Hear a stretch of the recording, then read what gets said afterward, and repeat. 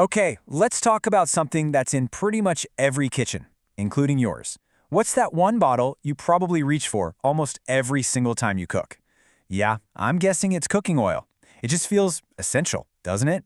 Well, today we're going to pull that bottle out of the pantry and really take a close look at what's inside. You've seen the labels, right? Heart healthy, 100% natural. But what if that's not the whole story? We're going to ask a really important question in this explainer. Is your healthy cooking oil hiding something that might be quietly working against your health goals? I mean, we use it for everything, right? Sautéing, roasting, even in salad dressings. It feels like humans have been cooking this way forever.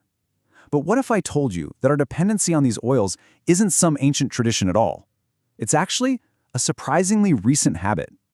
And what's wild is just how recent this whole trend is. Widespread use of these extracted vegetable oils really only kicked off in the early 1900s, and that was thanks to some pretty heavy marketing. Then, in the 60s, 70s, 80s, they were pushed hard as the heart-healthy replacement for things like butter and lard. And then, fast forward to the 2000s, with the explosion of processed foods, our oil consumption just went through the roof. Okay, so this brings us to the absolute heart of the issue. The problem isn't fat itself. Let's be clear, we need fat to survive. The problem is the process. It's how the oil is made, and maybe more importantly, what gets left behind. So here's the key thing to get your head around. Extracted oil is not a whole food. It's what's left over after you take something like a soybean or an olive and you strip away basically everything else. All the fiber, the water, the protein, most of those amazing micronutrients, poof, they're gone. You're left with pure, highly concentrated fat. But just how concentrated are we talking about here? Well, let's take corn oil as an example. I want you to picture starting with a huge pile of corn. We're talking about 16 pounds of it. Okay, now think about that. 16 pounds of whole corn, with all of its bulk, its fiber, its nutrients. What do you think that turns into when you process it all the way down into oil? That's it. Just 1 cup. 16 pounds of a whole food gets refined down into a single cup of pure fat.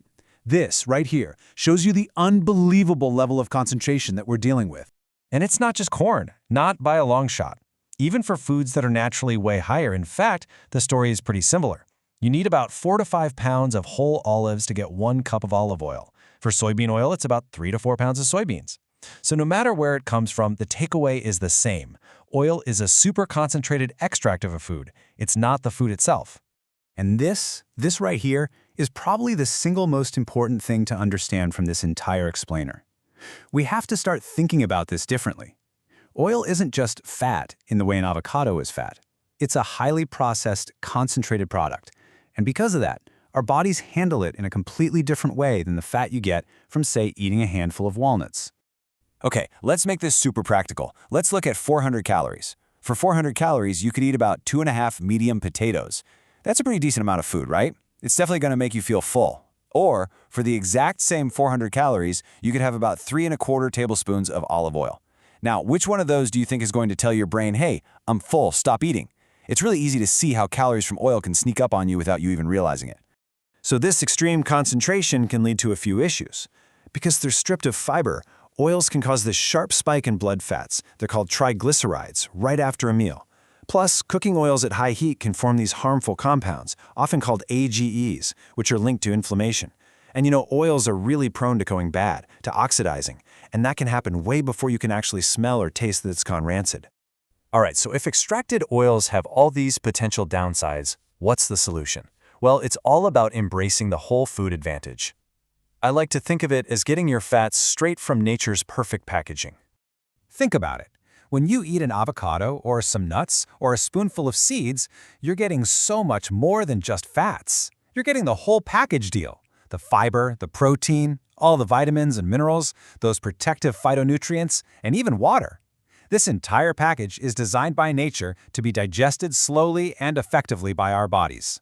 And when you put them side by side, the difference is it's night and day. Extracted oil, 0 fiber. Most nutrients, gone. It doesn't fill you up, and your body absorbs it almost instantly.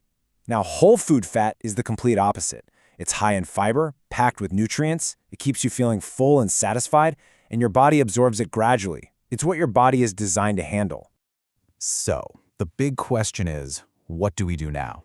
Look, this isn't about being extreme and saying all oil is bad and you can never touch it again. Not at all. It's about being smarter. It's about being more intentional.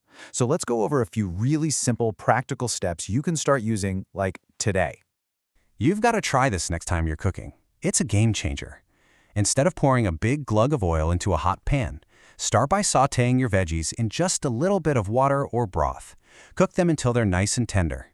Then, and this is the key, take the pan off the heat, and then you can add a tiny bit of oil, like a teaspoon or so just for flavor. You get all that great taste without actually cooking in a pool of oil. And really, when you do use oil, try to think of it more like a garnish or a finishing touch, not the foundation of the meal. Try to get most of your daily fats from whole foods, nuts, seeds, avocados. And please, please, store your oil the right way. Cool, dark place, cap sealed on tight. And try to avoid those giant Costco-sized jugs that are just going to sit on your counter going rancid for months. Okay, but what about vitamins? I hear this all the time. Wait a second, don't I need to eat fat to absorb my fat-soluble vitamins like A, D, E, and K? And that is a fantastic question. It gets to a really common belief about needing oil. And the answer is actually really simple. Yes, you absolutely need fat to absorb those vitamins, but you do not need extracted oil to do it. The fat that's already perfectly packaged in whole foods, the avocado on your salad, the almonds in your snack, it does that job perfectly, all while giving you all those other amazing benefits we just talked about. So let's wrap this all up. At the end of the day, oil is a nutritionally incomplete, super concentrated product that is incredibly easy to overconsume. For most of us, most of the time, getting our fats from whole sources is just a better deal. More nutrients, better satiety, and better health overall. So the final question really is for you. Now that you know the difference, what choice are you going to make the next time you cook a meal?